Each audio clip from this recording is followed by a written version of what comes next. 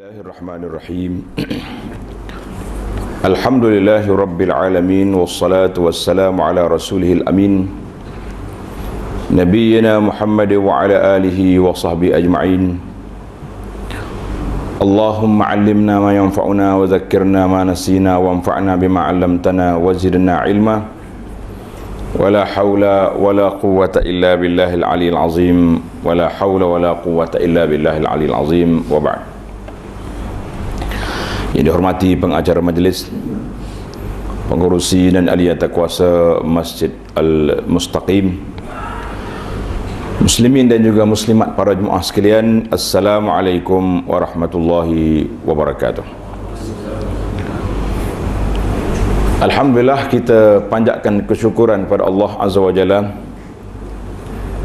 kerana dalam ramai-ramai manusia, hamba-hamba Allah yang beriman kepada Allah Ta'ala, kita termasuk di kalangan orang yang dipilih oleh Allah, salah seorang daripada orang yang dipilih oleh Allah yang sanggup melangkah kaki kita untuk sampai ke rumah-rumah Allah. Sesungguhnya orang yang diberi nikmat dapat duduk dalam salatul jamaah, dapat menghadiri majlis ilmu di saat manusia kesibukkan dengan segala kesibukannya, maka itu adalah merupakan taufik dan anugerah daripada Allah Azza wa Jalla. Jadi kita kekalkanlah nikmat kita. Allah Ta'ala beri kesenangan hidup ini dengan kita bersyukur kepada Allah. Di antara tanda syukur kita iaitu menunaikan salatul jamaah dan juga menghadiri majlis-majlis ilmu dan sentiasa mengingati Allah Azza wa Jalla dalam setiap perkara. Dalam pengembaraan ataupun rihlah ilmu yang kita sebut ini, iaitulah pengembaraan menyampaikan ilmu kepada masyarakat setakat mana yang ada. Di dalam siri ini ana telah pilih sebuah buku kitab yang menarik, nama dia A'malul Qulub. A'malul Qulub ataupun terjemahan dia amalan hati, aplikasi hati. Dia ada dua perkara dalam perkara ini. Yang pertama, sifat-sifat yang baik yang mesti kita letak dalam hati kita. Dia panggil as-sifat al-mahmudah, sifat yang terpuji, bermula daripada ikhlas, kita pergi kepada tawakal, sifat sabar, sifat warak, dan banyak lagi sifat-sifat yang menarik. Tuan-tuan dan puan-puan boleh rujuk sifat-sifat ini dalam kitab tasawuf yang ringkas, nama dia Penawar Bagi Hati. Kemudian apabila selesai daripada perbincangan tentang kewajipan menjaga hati, menghiasi hati dengan sifat-sifat yang baik, maka menjadi kewajipan kepada kita yang kedua, iaitulah menjaga hati kita daripada perkara-perkara mufsidat yang merusakkannya. Sebab kata di para ulama ashabil qulub, mana ulama yang sentiasa berbincang tentang hati, mereka mengatakan manusia ini mengembara di atas dunia untuk ke sana sini dengan tubuh dia. Awak gimana tu? Berjalan, travel, bisnes, makan angin, semua kita dengan tubuh kita. Setengah orang ni dia kata, nak gimana tu? Nak pergi berehat. Betul ke kita berjalan tu berehat?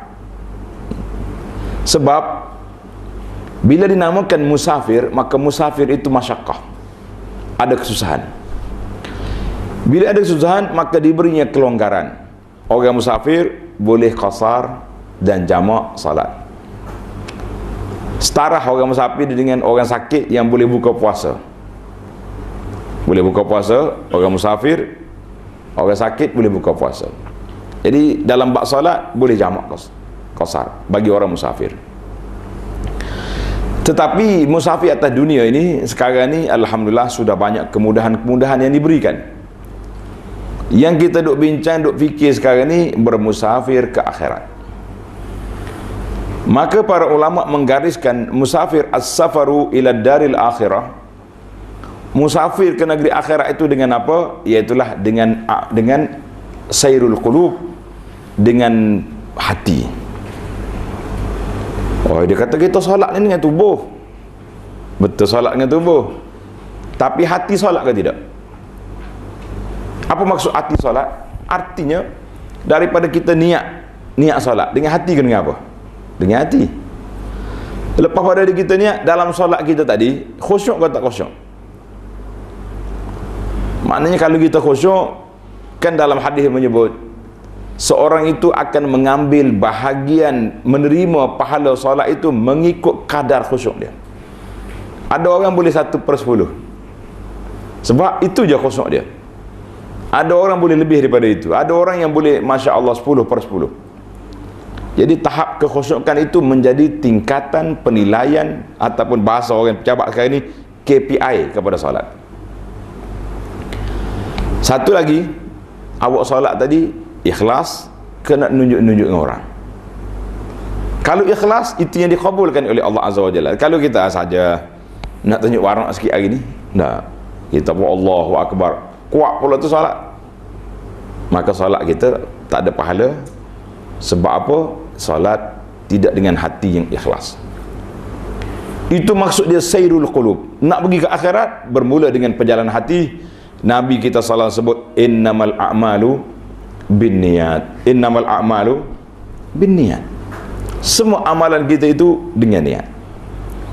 Jadi oleh kerana perjalanan hati ini sangat besar kelebihannya dan sangat tinggi darjat dia, maka menjadi tanggungjawab kepada kita semua menggilapkan hati kita dengan sifat-sifat yang baik dan membersihkan hati kita daripada sifat mazmumah, sifat-sifat yang tak baik. Muslimin dan juga muslimat, para jemaah sekalian, perbincangan kita di sini saya ambil di bawah tajuk at-taraf.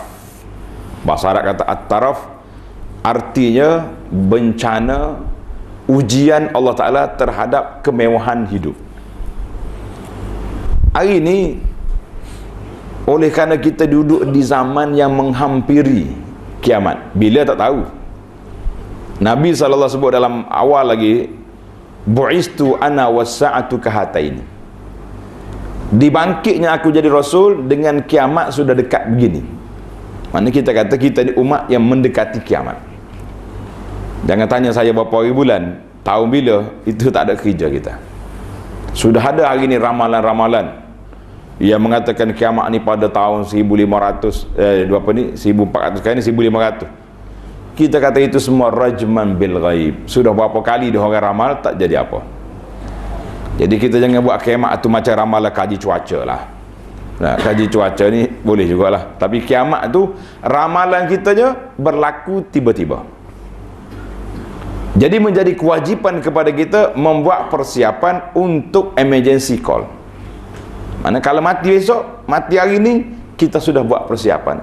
Lidah kita duduk basah dengan apa? Duduk basah dengan la ilaha illallah Muhammadur Rasulullah, menyebut nama Allah.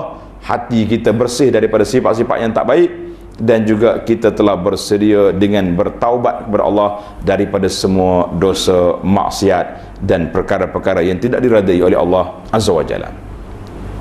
Jadi bila saat nak kiamat, salah satu daripada asyratis sa'ah, tanda kiamat, yafidul mal, harta melimpah ruah.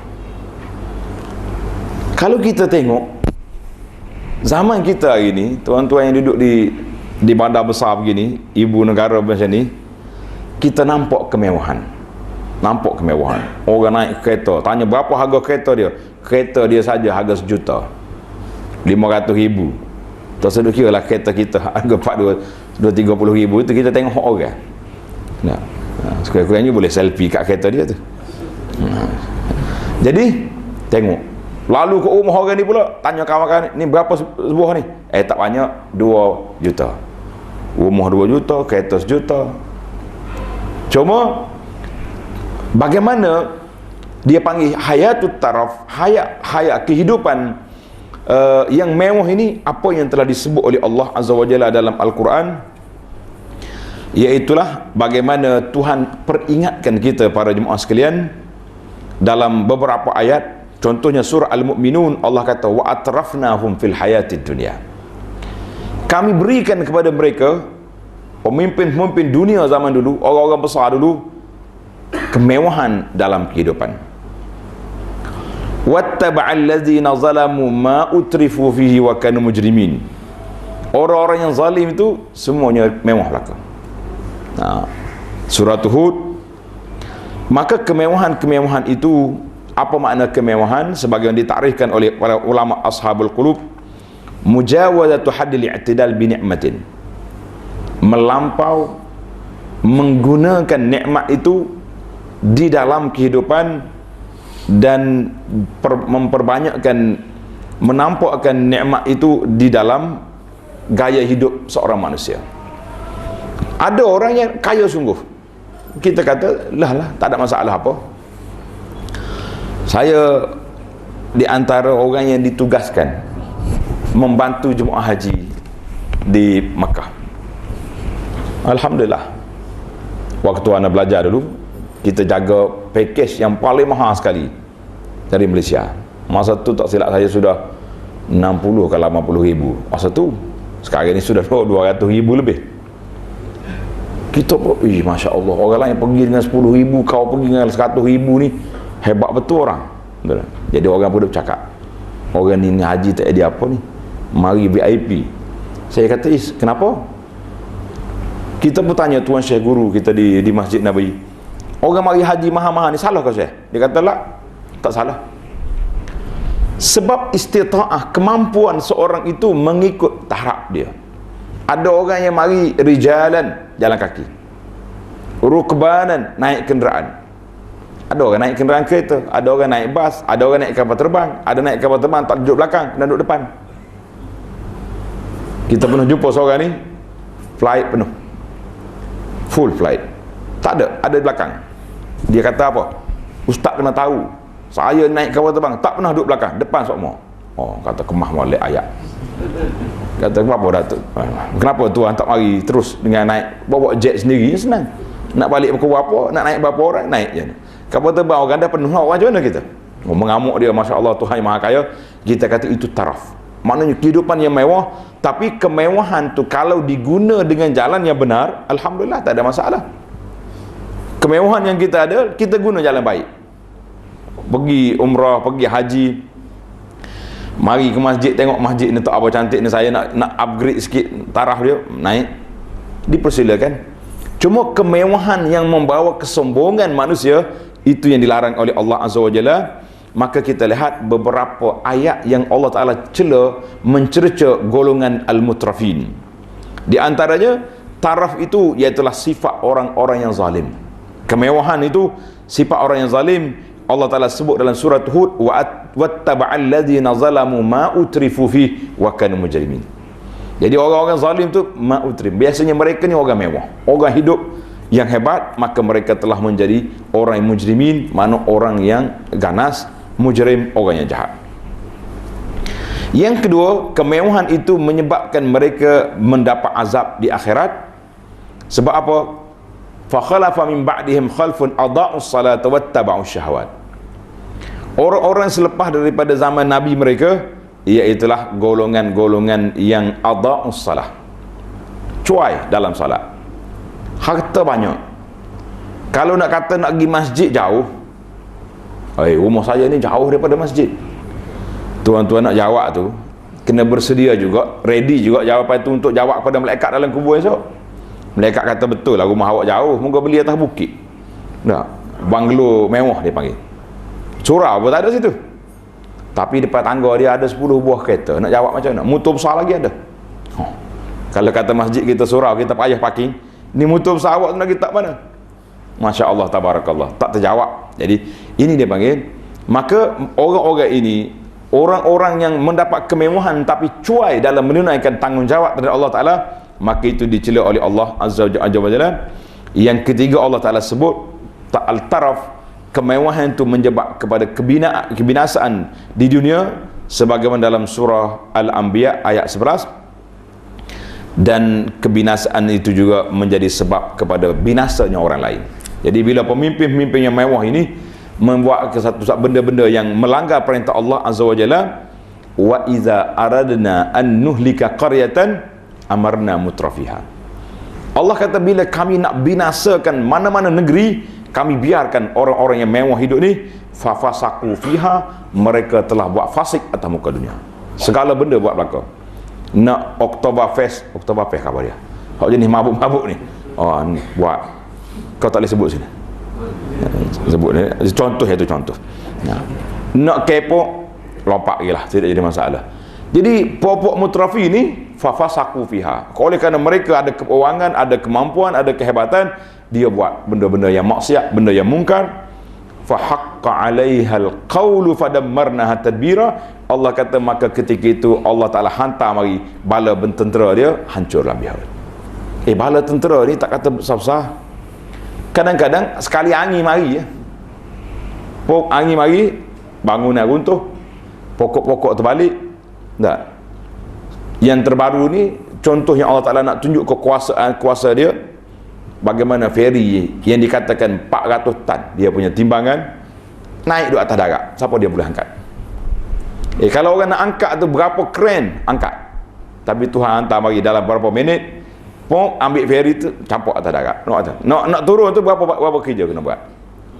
Waktu banjir tempat saya dulu, kapal korek pasir tu, berat kapal tu naik di atas jalan raya. Orang kapal duduk mikir macam mana nak buat turun. Macam mana nak buat turun.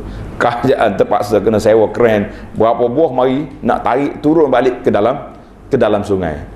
Yang waktu angkat tu siapa? Air je angkat, angin je angkat. Allah kata fa haqqa 'alaihal qawlu fadammarna tadmira. Kami tetapkan perkataan arahan Allah, maka hancur mereka itu. Jadi sebab-sebab akibat suratul Isra ayat 16 itu di antara sebab. Yang satu lagi, kemewahan juga kadang-kadang menyebabkan kita tidak aktif di dalam melakukan ibadat kepada Allah Azza wa Jalla. Kenapa tak pergi masjid? Oh, sibuk. Kenapa tak zikir? Sibuk. Kalau Kelantan kata lorak. Lorak ni bahasa Kelantan, sibuklah mana. Semua kesibukan itu dipanggil dia sebab kemewahan yang kita ada. Maka kemewahan juga menjadi sebab manusia itu al-i'tirad ala aqdarillah, mereka membantah takdir Allah Azza wa Jalla. Kenapa Tuhan buat gini? Jadi kenapa itu semua adalah kesilapan yang dilakukan oleh manusia. Kemudian dalam hadis Nabi sallallahu alaihi wasallam, Nabi kita memperingati zamut taraf, bahayanya kemewahan itu, daripada Abu Sa'id Al-Khudri. Suatu hari Nabi kita sallallahu alaihi wasallam duduk di atas mimbar. Nabi kita wa jalasna haulahu. Sahabat-sahabat duduk keliling lingkung majlis. Nabi kata apa? Inna mimma akhafu alaikum min ba'di. Yang aku bimbang ke atas kamu, menimpa ke atas kamu selepas aku tak ada ni, ma yuftahu alaikum min zuhratid dunya wa zinataha. Aku bimbangnya dibuka kepada kamu pintu-pintu kemewahan dunia dan wazinatiha, dan perhiasan dunia. Hari ini pintu kemewahan terbuka tak terbuka? Oh, terbuka. Sedap kalau kita bercakap dengan kawan-kawan, dia punya ayat kemah-kemah molek. Dah. Mari duduk di sini Ustaz. Tak ada cakap lagi tu, 3 handphone letak atas meja. Tu dia. Kata kita 1 handphone tak habis nak cakap, dia 3 handphone ada. Sementara bunyi hak ni, pas bunyi hak ni. Akhir kali yang kita nak, dia janji nak jumpa kita 2 hari dah tu, tapi tak boleh nak cakap, duduk sibuk dengan handphone. Punya hebat zuhratud dunia. Kemewahan dunia nampak. Letak alat-alat hebat-hebat. Maka Nabi kata aku bimbang. Aku tak bimbang kepakiran menimpa kamu, tapi aku bimbangnya tubsata alaikumud dunia, dibuka kepada kamu pintu dunia. Bila buka pintu dunia, apa jadi? Fatanafasuha, ketika itu kamu akan berlomba-lomba, berebut-gebut nak mengejar dunia. Maka di saat itu yang tertinggalnya siapa? Perjalanan kita ke akhirat mungkin undur ke belakang. Hadis itu dalam Bukhari dan Muslim. Daripada riwayat yang lain kata, inna dunya hulwatun khadiratun. Nabi kata dunia ini manis dan warna hijau. Kita tengok rupa hijau cantik kan, batu manis pula, Allahu Akbar, payah nak tinggal tu. Maka Nabi kata, wa inna allaha mustakhlifukum fiha fayanzur kaifa ta'malun. Allah Ta'ala beri kamu di atas dunia untuk menguruskan kehidupan dunia, maka tengoklah apa yang kamu buat. Hari ini ada satu buku yang saya tulis, tuan-tuan boleh tengok, nama dia Dunia Bukan Syurga. Orang kata apa pula dunia bukan syurga? Kita nak suruh masyarakat sedar bahawa kita duduk atas dunia ni bukan duduk dalam syurga lagi. Artinya kita sedang berjalan menuju ke alam barzakh. Dan kawan dia, syurga bukan sementara. Banyak kata kita nak pergi sementara ya syurga, kalau tak dapat masuk pun tak rugi mana 2-3 hari. Tak. Syurga khalidina fiha abada, negara negeri tempat kediaman yang kekal selama-lama. Jadi kalau setakat atas dunia ni sikit-sikit, Nabi kata apa? Fayanzuru kaifa ta'malun, maka tengoklah apa yang kamu nak buat dengan dunia yang Allah Ta'ala beri. Habis saya dah zuhud ustaz. Sedap juga ayat dia dah. Zuhud tu makna apa? Tak nak kerja dah, berhenti kerja, letak jawatan, balik duduk kampung, tunggu surau. Nak cari kambing 2-3 ekor kat belakang rumah. Itu zuhud. Lah, zuhud itu tak semestinya orang zuhud itu orang miskin. Lah. Ada kalanya zuhud itu orang kaya. Sahabat-sahabat Nabi radhiyallahu anhum, ingat kaum miskin ke dia orang tu? Ramai yang kaya. Di antaranya menantu Nabi, 2 kali menantu. Siapa dia? Nah, Sayyidina Osman. Kan mati anak kakak, habis pula seorang lagi. Maknanya Nabi sayang pada Sayyidina Osman sampai 2 anak dia dikahwinkan kepada seorang. Osman punya harta begitu banyak. Nabi tak kata Osman, kita kena zuhud dalam dunia, tinggalkan harta kamu. Tak. Pasal itulah istilah zuhud ini istilah yang disalahgunakan oleh orang. Maksud zuhud itu iaitulah tidak meletakkan dunia itu dalam hati. Itu maksud zuhud. Kalau dia mari, kita ambil. Dia lari, tak payah duk kejar-kejar banyak sangat. Dia pergi, tunggu orang lain pula mari. Maka ini yang menunjukkan Nabi kita memperingatkan supaya kita jangan mewah dalam masalah ini. Maka kita balik kepada dari sudut kemewahan dan motivasi kehidupan. Yang pertama, muslimin dan muslimat kita kena sedar dan kita kena ingat bahawa kemewahan itu adalah nikmat dan ujian daripada Allah Azza wa Jalla. Sebab orang-orang kafir zaman dulu bila mari nak attack Nabi, dia kata apa? Nahnu aktsaru amwalan wa aulada, kita ni ramai anak, banyak harta, wa ma nahnu bimu'azzabin, kita tidak diazabkan. Siapa dia nak lawan saya? Tengok. Maka Allah Ta'ala beri pada kita nikmat-nikmat yang besar, yang banyak ini, iaitulah ujian dan batu uji. Tuhan nak tengok kita ni bersyukur ataupun tidak. Jangan tak ambil. Pasal itulah saya kata berbeza di antara meninggalkan dunia dengan meninggal dunia. Beza tak beza? Beza. Kita kata umur dah 50 tahun, dekat-dekat nak pencen. Kita pun cakap, saya sekarang ni ustaz mahu meninggalkan dunia. Boleh ke tak boleh? Kenapa tak boleh? Tapi kalau kata saya nak meninggal dunia, jangan. Itu kena anak-anak cucu kena pakat balik dah tu. Meninggalkan dunia maksudnya meninggalkan kemewahan dan kelaraan dunia. Artinya kita fokus, tumpukan gerak kerja kita kepada akhirat, kepada Allah Azza wa Jalla. Tak berubah hidup kita, sama je. Tapi daripada lara tak pergi masjid, kita pergi masjid. Pasal itulah bila saya meneliti kemewahan dunia yang ada hari ini, kadang-kadang kita nampak sebuah surau dalam sebuah taman perumahan dengan bilangan siapa? Bilangan penduduk surau kadang-kadang 1%, kadang-kadang 2%, kadang-kadang tak sampai 1% jumlah yang turun ke surau dengan yang ada di atas bangunan. Kemana dia orang ini pergi? Siapa yang menghalang dia untuk turun? Sakit? Kalau kita kata pagi ni minta maaf lah, memang tak boleh turun sebab lift rusak, ada juga alasan. 4 buah lift ada. Kereta pula depan tangga tu, Masya Allah, penuh. Dia beli basikal saja, nak gatih basikal saja. Ya, berapa puluh ribu harga, 20 ke berapa. Basikal saja 20 ribu. Baik beli kereta. Contohnya. Itu kemewahan. Yang kedua, nikmat dunia yang kita dapat ni menjadi sebab akan hilangnya nikmat akhirat. Bila?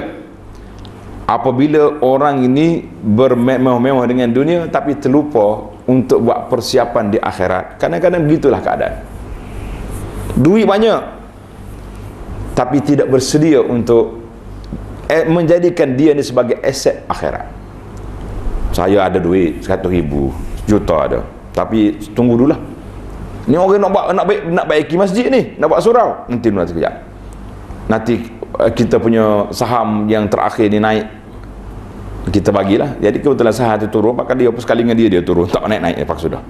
Nah, ini bahaya. Yang ketiga, nikmat yang kita ada ni tuan-tuan, yus'alu anhu yaumal qiyamah, Allah akan tanya kita pada hari kiamat, sebagaimana dalam surah Alhaakumut Takasur. Saya suka baca, kalau bolehlah kita yang tak hafal Quran banyak ni, tuan-tuan dan puan-puan, ambil ayat Alhaakumut Takasur dengan surah Iza Zulzilatil Ardu Zilzalaha. Dua surah ini kita tadabbur, ambil, memahami, ulang kaji makna dia, dan kita jadikan bacaan dalam solat malam kita. Senyap-senyap dalam rumah kita gelap, Allahu Akbar, baca Iza Zulzilatil Ardu. Sekali baca belum lagi menyentuh perasaan, ulang lagi. Boleh 3 kali ulang. Sebab kita nak ingat bagaimana apabila bumi diguncang, apa nak jadi. Faman ya'mal misqala dzarratin. 2 kali Tuhan sebut, khairan syarran. Ini semua motivasi. Aku esok ni ada janji dengan orang, janjinya tak ada apa, nak bagi sampul rasuah ya. Rasuah tak ada Malaysia ni, sampul sumbangan ada kepada pegawai-pegawai yang meluluskan, kita kata.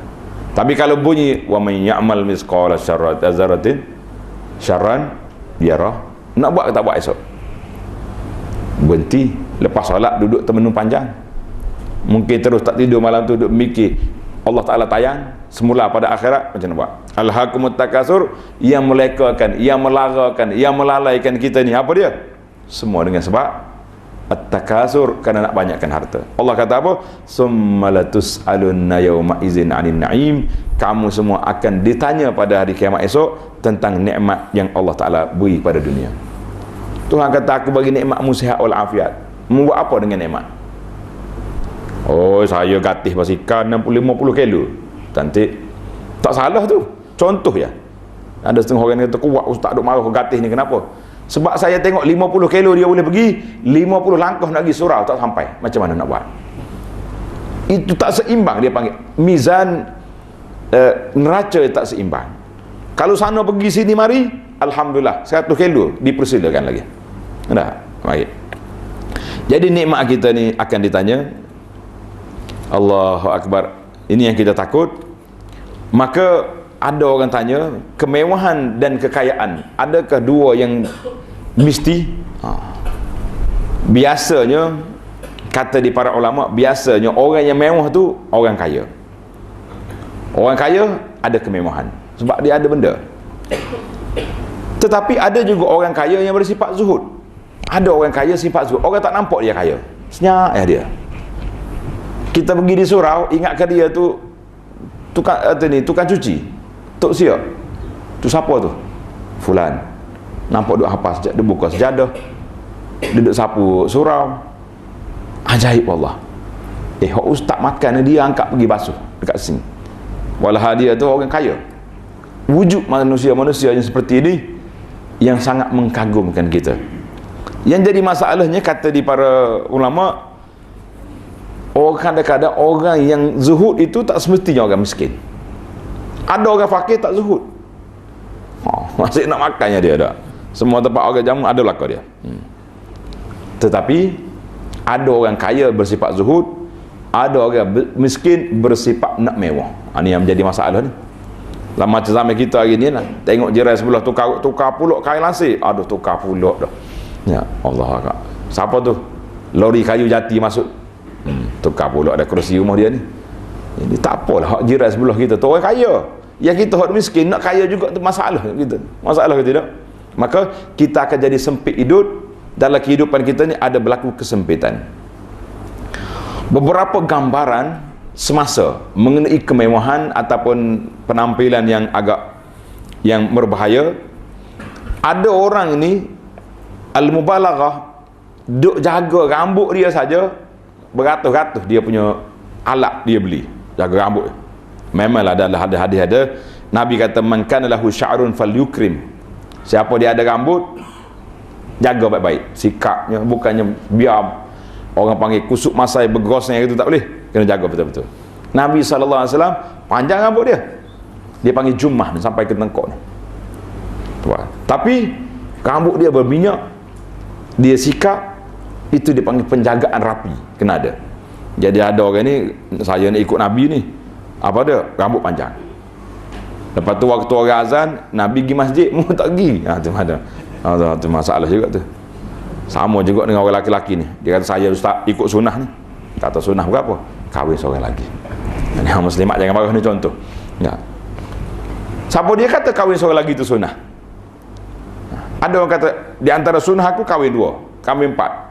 Nabi tak suruh ikut dalam masalah tu. Cuma dibenarkan kepada kita. Jangan kata itu satu kemewahan. Ada juga orang menganggapkan kahwin ramai itu satu taraf, dia panggil taraf kemewahan hidup. Bila orang besar kena ada ramai. Ya. Saya kata orang Malaysia ni tak bimbang tuan-tuan, dia bertaraf macam singa belaka. Singa ni tengok dia berjalan takut kita. Takut. Tapi ahli zoo kata singa ni kehebatan dia duduk di mana? Duduk di perempuan dia. Hak betina dia. Hak betina dia lebih menguasai daripada bapak. Kau tak pernah pergi zoo. Jadi waktu kita kata orang Melayu ni tarah singa ya. Nampak backing luar rumah tu, balik senyap belaka. Jadi hebat jugalah kita ni tarah singa. Lion dia panggil dah. Yang kedua al-mubalaghah fit tanazzuf wat tazayyun, lebih-lebih sangat nak bersias. Siapa dia punya alat mandi dia saja berapa banyak dia beli. Rumah saya ni alat mandi penuh dalam tandas tu. Tandas pula buat lebih luas daripada dapur orang-orang kampung. Tandas saja. Kata nak apa tandas? Adanya sauna lah, ada berapa. Tandas ni tempat siapa duduk? Yang kita nak duduk lama situ kenapa? Biasanya orang duduk lama dalam tandas ni siapa tuan-tuan? Orang was-was. Lama dia duduk. Kes yang terbaru yang saya tengah usaha nak pulihkan saudara kita ni, dia masuk tandas daripada lepas zuhur nak sapa kat Isya. Masuk keluar. Tak boleh solat zuhur lagi. Wuduk tadi tak sempurna. Masuk pula 1/2 jam dah. Mana tandas tu tak ada orang lain. Anak dia tak boleh masuk, suami tak boleh masuk, dia je duduk situ. Iktikaf situ. Saya kata apa yang iktikaf dalam ni? Tempat orang lain duduk situ bukan tempat kita tu. Jadi alhamdulillah dengan motivasi, dengan kesedaran kekeh waswah ni, na'udzubillah, ini masalah kita. Jadi lebih sangat dalam persiapan alat-alat mandi cukup lah, ada sabun, ada kita nak mandi sekejap ya, mandi apa punya Nabi kita mandi wuduk secupak, mandi dia segantang, banyak kan lawan ada tadas sekejap ya. Yang ketiga, lebih-lebih sangat dalam membeli berbagai-bagai jenis pakaian-pakaian yang berjenama. Kasut kita harga 500, 600. Kasut saja. Baju ada baru ni siapa dia buat kira-kira, dia kata orang ni daripada ujung rambut ke ujung kaki, pakaian yang ada di tubuh dia saja menghampiri 50,000 ke bawah. Kata cuba kira, dia kata jam dia saja 20,000. Kira mahal. Pen dia berapa pen? Pen saja 2-3 ribu. Kita pen beli di Maidin. Kadang-kadang ada hak comel hak orang beri tok dekat poket ni nak sihat boleh pahala kawan tu. Gitu ada. Nak tengok pen berapa? Kalau zaman dulu hebat lagi. Zaman orang pakai gigi mah dulu kan. Mah. Nak pakai orang lelaki nak pakai mah tangan tak boleh, pakai gigi. Banyak macam tu. Jadi kita nak ada orang pakai ni dengan sebab apa? Dengan sebab nak menunjuk kemewahan. Yang keempat, lebih-lebih sangat di dalam bab pakaian, makanan dan minuman. Allahu Akbar. Hari ni kalau buat makanan minuman, kadang-kadang jenis makanan tu mahal. Nak makan mahal. Kalau kita beli ayam goreng di kedai biasa, di bazar-bazar kita tu mungkin RM2 seketul. Tapi kalau masuk dalam kedai-kedai hok nama yang ada nama hebat-hebat ni, berapa seketul? RM6, RM8. Oh, kelas tak mewah ni. Taraf mana kemewahan. Yang saya peliknya, kerana buat kajian waktu Ramadan. Ramadan ni kita pergi tengok buffet buka puasa. Setakat yang tuan-tuan ingat, berapa paling mahal? Tuan-tuan nak jumpa dah. Ada lagi lebih pada tu. 120 buka puasa di sini. Kata 120 ni, makan kau mentak darah. Nak makan apa 120? Masya Allah, tabarakallah. Kita beli nasi arak pun RM15. Sampai pinggan besar tu. Makan pun kita malu dah, rasa besar pinggannya. Senyap-senyap gitu lah. Kata pinggan yang besar tu isi dalam tak banyak mana contohnya. Tapi kalau 120, maka itu dia panggil kemewahan. Terus 120 seorang makan. Masya Allah, tabarakallah. Tapi orang yang kaya-kaya bagi dia 120 tu kecil lah. Tidak mewah mana. Tapi kita janganlah ambil mewah-mewah dengan sebab nak makan jenis-jenis makanan, jenis tempat makan pula. Saya pergi, orang ajak ceramah di sebuah hotel. Dia kata sudah makan, sudah ceramah ni ustaz, kita nak pergi makan. Di sini ada 7 dapur. Hotel apa nama besar dia di Kuala Lumpur. 7 dapur. Kata apa dia 7 dapur ni pula? Dia kata dapur Cina ada, dapur Jepun ada, dapur Arab ada, dapur Melayu ada. Astagfirullahalazim, kata saya, nak makan hak mana? Marilah kita duduk 7 hari sini. Hari ni Jepun, esok orang putih tak? 1 hari nak makan semua. Kata tak boleh. Saya teringat kepada hadis Nabi SAW. Nabi kata al-mu'min, orang mukmin makan dengan 1 perut, orang bukan Islam makan dengan 7 perut. Ingat 7 dapur ni senyap senyap. Kata pergi ambil agak-agak mari sini, tak sarak. Takut dah kita. Kita orang kampung ni naik kena 7 dapur gini, rasa ajaib. Duk bimbang, takut dimarah oleh Allah SWT. Kenapa begini berat? Sedangkan ramai lagi kawan-kawan kita di orang-orang Rohingya ke, orang mana-mana yang mereka ini cari dapat plastik bekas makanan, orang itu jilat sukan plastik. Nasib baik tak makan dengan plastik. Tiba-tiba kita 120, 500, 300 orang. Ajaib Allah. Hotel besar-besar. Pasal tu saya kata hotel besar ni saya nak duduk tapi makan tu tak seorang. Pasal takut. Baik, kita pergi kepada kemewahan di dalam haflah kenduri kahwin kita hari ni. Saya tak tahu sangat di Malaysia, tapi di Arab tu kenduri kahwin dia sewa dewan saja satu malam 20,000 sewa dewan. Kita sini berapa sewa dewan? Kalau PICC tu mahal kot tu. Boleh tanya kot. Tu baru sewa dewan. Makanan satu kepala jemputan berapa seorang? Mewah molek. Nabi suruh buat kenduri kahwin ni aulim walau bisa. Buatlah sembelih lah seekor kambing, walaupun seekor kambing, buat kenduri. Kita mewah-mewah lebih-lebih. Kadang-kadang nak lebih ya. Makanan pula banyak. Allahu Akbar. Lepas pada habis makan, kemana kita campak makanan yang lebih? Tu sampah. Ni keluar dalam surat khabar ni. Dia kata jangkaan, mana dia punya? Saya simpan dekat tak silap. Apa ni? Dalam surat khabar tulis berapa ratus tan tak silap makanan-makanan pembaziran yang dibuang dalam tu sampah. Ni tempat kita baru di negara Arab. Mula-mula dia minyak naik kaya dulu. Allahu Akbar, takut sembelih unta, nasi unta, nasi kambing ni lebih banyak yang campak dalam tu sampah daripada orang makan. Seorang pakcik Arab duduk dekat tu sampah menangis waktu pagi. Orang tengok, kenapa ni Tok Syekh menangis? Dia kata dulu kami mewah macam ni lah, kemudian mari Allah Ta'ala tarik nikmat dia, sekarang ni nak makan pun tak cukup. Sekarang ni Allah Ta'ala beri kemewahan kepada kamu di sini, boleh jadi satu hari nanti Allah Ta'ala tarik kamu, kutip balik makanan yang kamu letak dalam tu sampah. Menangis dia. Jadi kita hari ni tuan-tuan kena ingat, kemewahan-kemewahan yang Allah Ta'ala nak uji kepada kita. Di antara contoh lagi kemewahan duduk dengan alat-alat gadget kita ni. Berapa handphone ni? Terbaru ni S8 ke berapa? Berapa kalau ni? 8 dah.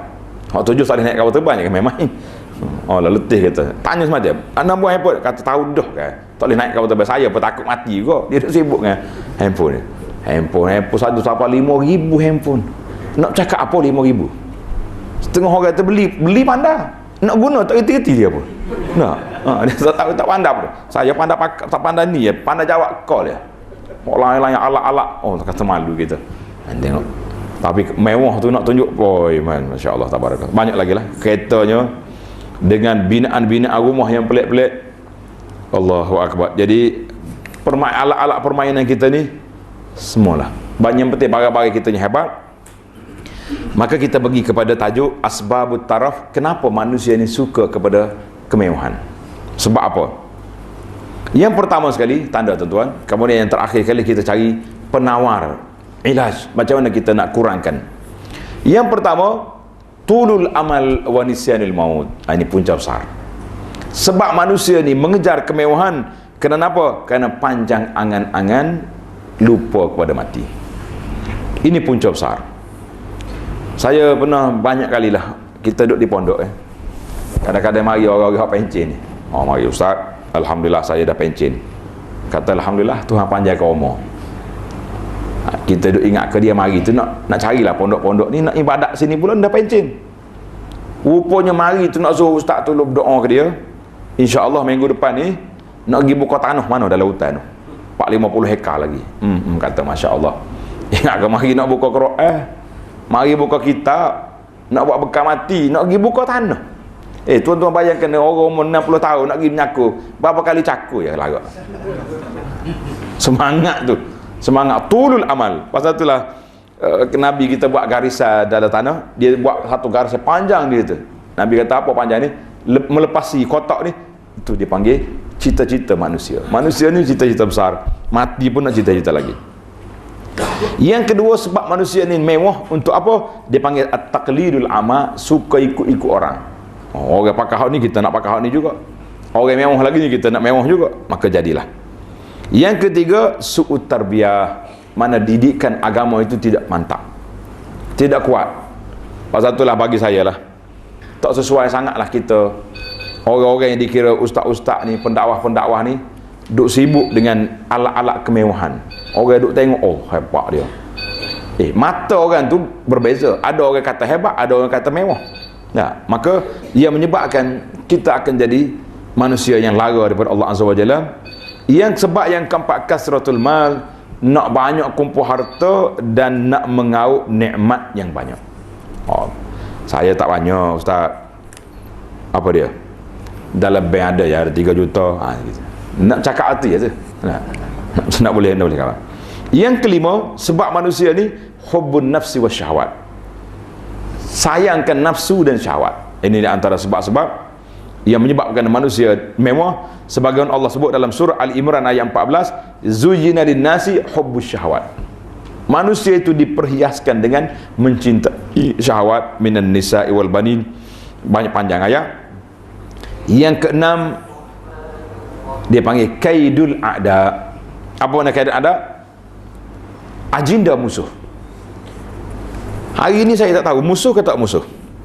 Kadang-kadang kita duduk berjalan, orang telefon, tuan, nama sekian, ya saya. Tuan dipilih untuk memiliki kad kredit kad kau. Pasal jenis beli tak ada bitin. Kata kenapa pula ni kredit kad? Dia kata saya tengok aktifnya akaun ni, tuan telah melayak mendapat, kata mu ni nak mampu aku berlakon. Kita kalau debit kad, kita tak boleh beli kalau tak ada duit, betul tak? Kredit kad boleh beli, serak bagi, lepas tu bayar. Kalau ada duit nak bayar. Ini semua ada kerja bank marah sini, jangan marah ni contoh-contoh orang manusia, sebab manusia jadi mewah atas dunia. Sebab orang mari duk goda. Pasal tu saya dipanggil oleh sebuah institusi keuangan, suruh saya kempen staf-staf dia ni supaya aktif, turun ke kampung, pergi kempen orang kampung, kita nak pergi, nak tajuk umrah berhutang. Hai, saya kata salah orang. Saya tak galak orang berhutang. Pergi umrah 10 hari, balik hutang 4-5 tahun. Saya kata siapa dia buat macam ni? Allah sendiri sebut dalam Quran, haji dengan umrah tu manis tata'a, bagi orang mampu. Oh, dia kata biarlah ustaz dalam hidup ni dia boleh pergi tengok sekali. Kata dia tak pergi kerana kemiskinan, Allah tak tanya dia di akhirat. Tapi kalau dia mati tak bayar hutang, apa jadi? Kena tak kena?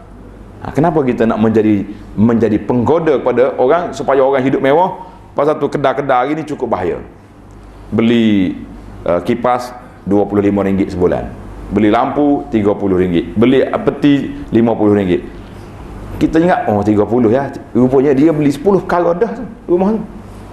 30, 50 kali-kali, bagi dengan duit yang dia ada, dengan gaji dia ada, memang tak makan pun dia, pakai habis dengan 2-30 sebulan. Baik, kesan kemewahan dalam hati manusia, yang pertama, hati kita tu banyak bergantung dengan lain daripada Allah Azza wa Jalla. Duk memikir ke dunia, duk memikir ke benda ni. Yang kedua, iaitulah kita akan lalai, lupa kepada akhirat. Lupa kepada akhirat. Yang ketiga, hati kita sibuk dengan mencari kebahagiaan hidup atas dunia. Tak mikir dah kebahagiaan hakiki di mana? Di akhirat, tapi kita duk cari kebahagiaan hidup atas dunia. Yang keempat, akan timbul lagi penyakit-penyakit dalam hati. Yang pertama, hasad. Macam mana aku tak dapat projek ni? Kenapa dia dapat? Oh, tu mula mari nak hasad. Bila mari hasad, yang tak molek sikit ya, cari tek bomoh lalu. Saya tak tahu, semalam ada orang cerita, dia kata dia tak boleh menega dah. Kedai dia tu orang tak nampak. Orang mari tak nampak, kedai tutup, balik. Walau lalu depan kedai tak nampak. Ini perbuatan sihir. Nasallallahu salamah. Lepas tu dia mari sifat takabur, sifat sombong, macam-macam sifat lagi. Dan yang kelima, kemewahan itu juga membuatkan seorang itu akan berkawan dengan orang-orang fasik. Oh, tak, saya kena kawan dengan puak ni walaupun tak semaya pun tak apa, sebab nak cari projek. Oh, begini. Yang keenam, banyak sangat mudarat-mudarat untuk diri kita. Kadang-kadang tak cukup rehat kerana nak mengejar sesuatu benda. Yang ketujuh, menghilangkan waktu kita sebab tak ada masa dah nak berzikir, nak baca Quran lagi masjid. Yang ke-8, dia boleh menyebabkan orang itu malas beribadat. Dan yang ke-9, penyakit ini juga boleh pergi kepada penyakit masyarakat. Penyakit masyarakat, jadi tak harmoni dah kita ni. Kadang-kadang kita dengan orang pun tak bergaul, tak bercampur. Nak balik tengok mak kampung pun tak dapat, sibuk dengan duk kejar kemewahan. Sebagai penutup, para jemaah sekalian, bagaimana kita nak ubati? Dia panggil ilaj. Nak mengubati penyakit yang bahaya ni macam mana? Yang pertama sekali, kita jangan latih diri kita ni banyak sangat hidup dengan kemewahan. Jangan. Pasal tu bila mari bulan Ramadan contohnya, ataupun sekali-sekala kita tidur di surau. Saya pernah dilatih oleh ustaz-ustaz kita, Tok Syekh. Dia kata malam ni kita ada perbincangan, bincang. Dia tak kata suruh tidur sama dia, suruh bincang. Buka kitab, baca-baca sampai pukul 12 malam. Dia kata, mau nak klik balik rumah. Kata tak, tengah malam dah ni. Tidur sini. Kita duduk tunggu dia keluar tilam ke, keluar bantal, tidur. Dia kata apa? Bantal kamu ada 2. Yang pertama kasutmu, dia ambil kasut, lapik bawah kepala, ataupun lengan kamu. Tidur atas lengan. Kata Masya Allah, Tok Syekh ni nak main kita dah. Tak ada, dia suruh tidur. Tak bagi tilam, tak bagi bantal, tidurlah kita. Dekat nak pagi dia mari, bangun tahajud. Dia kata, mu tidur semalam lena tak lena? Kata, lena tak lena Syekh, main dengan atas lengan sekali, atas kasut sekali ni. Dia kata, mu ada lengan, mu ada kasut, mu duduk dalam kubur esok, mu tidur tak ada tilam, tak ada bantal, tak ada petika, tak ada apa. Menangis kita pagi. Bagaimana Tok Syekh kita mentarbiahkan kita sekali-sekala kita mari bagi tahu pada muslimat kita tu, koci kita baik, saya nak pergi tidur di surau kat bawah tu, mari duduk sini seorang-seorang duduk. Ada selalu munajat perdana tu nak tunjuk ke orang ya. Tak ada subuh lagi update Facebook dah, malam ni munajat perdana, mengantuk. Nah, kita seorang-seorang tidur sini tengok. Tidur. Mikir macam mana kita ke akhirat. Allah Akbar. Kerana itu, bila sekali salah dalam satu umur hidup kita ni, Allah Ta'ala suruh kita pergi haji. Tuan-tuan yang pergi, ramai dah pergi haji sini. Ingat tak ingat kita tidur di Mina macam mana? Kepala kita bawah kaki orang. Kepala orang bawah kaki kita. Berlawan dengkur Tuhan yang maha kaya. Kerong lagi. Dia kata, Ustaz, wah hati tidur sini. Kata molek dah ni ada kapek, ada tikar, ada kipas. Dalam kubur esok tak ada benda lagi. Memang Allah Ta'ala nak meruntuhkan keegoan kita dengan cara dia tarbiyah kita mari tidur Mina. Masa itulah orang pergi haji dengan saya galakkan, jangan balik. Kita duduk di Mina ni untuk 3 hari ni semata-mata nak meruntuhkan keegoan hidup kita. Saya tahu tuan-tuan orang besar belakang. Balik pintu kereta orang buka. Betul tak? Makan tu kak, duduk sini, tunggu orang angkat. Sudah makan ni, pinggan tukar pula. 3 kali tukar pinggan. Makan. Padahal pinggan tu pun jadi juga makan. Tapi dia punya cara hidup. Tapi di Mina kita suruh dia tidur atas tilam, bantal tak ada, duduk celah kaki orang, barulah kita rasa, ini aku sebenarnya. Allah Akbar. Tuhan nak didik. Jadi, kita cuba didik nafsu kita ni supaya menghilangkan kerehatan. Ya payah Ustaz nak keluar tidur seorang-seorang. Ikut jemaah tabligh tu keluar 3 hari sekali. Saya dia jadi tabligh pula, tak bukan syarat. Pergi tidur mana-mana, sama-sama kita yang mari tidur di surau boleh. Pergi duduk di mana-mana. Allahu Akbar. Yang kedua, kita cuba letak, kikiskan dalam hati kita ni, masuk dalam hati kita sifat zuhud. Sifat zuhud ni mana? Sifat tidak mencintai dunia. Keluar. Sebab kita kata dunia itu akan hilang. Yang kekalnya akhirat. Jadi kita letak, ambil dunia ni, dunia aku tak mahu kamu. Habis nak pergi ke akhirat, tengok tabung surau dah, masuk dalam tu sikit. Tengok tabung pondok, masuk sikit. Itu semua aset ke akhirat. Yang ketiga, kita kena tengok orang di bawah kita dalam bab dunia. Masya Allah, saya 3 buah kereta ada. Orang sebelah tu ada 2, kemah dah kita tu. Kalau orang lain ada 3 pula, kita tengok orang lain pula. Dia tak ada kereta, ada motosikal. Jadi dalam bab dunia, kita kena tengok orang di bawah, jangan tengok orang atas. Dalam bab akhirat, kena tengok atas. Itu balik naik akhirat orang tu. Kalau kita pergi, aku hebat dah ni, maya jemaah 2 kali sehari dah. Ujian sebelah tu sekali je sehari dah. Kita kena tengok orang 5 kali sehari. Dalam bab akhirat kena tengok orang atas, dalam bab dunia tengok orang di bawah. Yang ketiga, yang keempat, taksirul amal. Kita cuba potongkan sikit cita-cita, angan-angan yang terlalu panjang. Cita-cita tu ada, tapi angan-angan tu banyak sangat. Nak tu, nak ni. Baru ni waktu gila MLM. Sekarang ni tak apa kuat dah LMN, sebab dia main online pula. Kita ni kan, umur kita ni, peringkat kita ni melalui beberapa peringkat. LMN sempat tak apa sempat. Masa tu, ya Allah Tuhan mah kata, hok mari rumah ni Ustaz, saya nak jumpa, lama tak jumpa. Kata kemah molek lah, sahabat-sahabat lama. Dia mari rumah kita tu, dua patah dia cakap, apa khabar? Berapa orang anak? Syekh, buka dia punya file tu kak, jual barang dia tu, tak ada. Mula-mula start muka pertama file dia tu, gambar kereta BMW dulu. Kita nak hot ni, sudah. Kata berat lah dia ni. Tak ada dah. Habis dah. Tak tanya berkawan puluh tahun dulu, hilang habis. Yang adanya file depan dia. Ni kuat ni. Jadi kita coba foto sikit. Yang kelima, kita tengok kepada baca sejarah-sejarah orang-orang yang zuhud zaman dulu. Orang-orang soleh kita baca. Yang keenam, iaitulah kita cuba meninggalkan nikmat-nikmat kemewahan yang melampau. Kita ada. Baju saya ni butik mana pakai?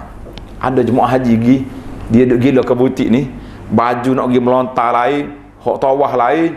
Ada belakang kata ni jenis maju apa ni? Dia kata Ustaz, dia punya menu, dia punya apa dia ni, senarai, checklist pakaian-pakaian ni lengkap. Kata hok melontar saja ni berapa harga? 200. Nak pergi melontar tu ada baju khas pula. Pasal jalan jauh kan, dia ada seluar dia, ada kasut dia. Lah kata molek nak pergi haji lagi ni, banyak big kena bawa duit banyak. Punya penampilan.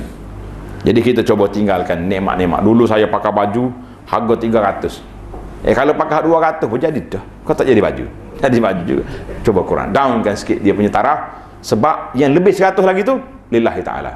Tak apa.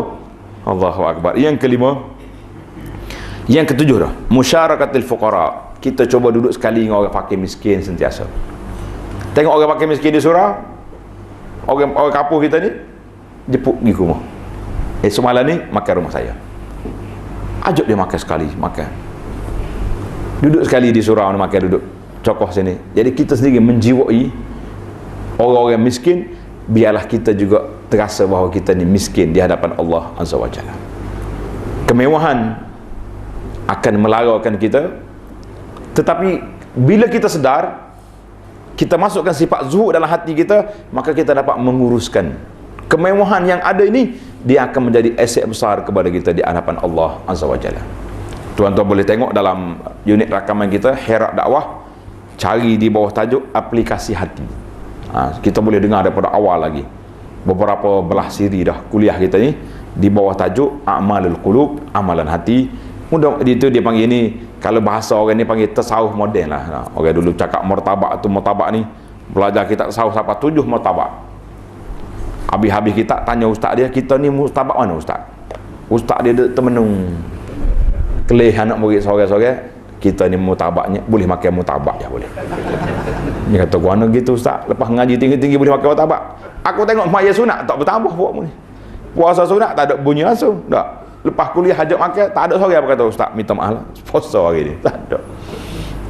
Jadi kita kata pasal tu pendekatan ilmu tasawuf yang saya suka ni, dia panggil dalam sudut a'malul qulub, kita cuba buat benda-benda yang sistematik, mengenali masalah, tengok kesan dia kepada kehidupan, kesan kepada hati, dan akhirnya ilaj. Di antara ilaj yang kita naknya, kita banyak bergaul dengan orang-orang fakir miskin. Kita tengok, biar kita juga terasa bahawa kita ni di antara orang yang tidaklah mewah. Jadi cantiklah tuan-tuan, kita pergi, kalau boleh pergi umrah, pergi haji tu, pergi haji lah besar sangat. Bagi saya lah, motivasi dibina di Arafah cukup mantap. Allah nak didik nafsu kita supaya meruntuhkan kemegahan dan keegoan hidup kita. InsyaAllah mudah-mudahan ada manfaatnya kepada kita dalam perbincangan yang ringkas ini, insyaAllah. Subhanakallahumma bihamdika asyhadu an la ilaha illa anta astaghfiruka wa atubu ilaih. Wa sallallahu ala nabiyyina Muhammadin wa ala alihi wa sahbihi ajma'in walhamdulillahi rabbil alamin.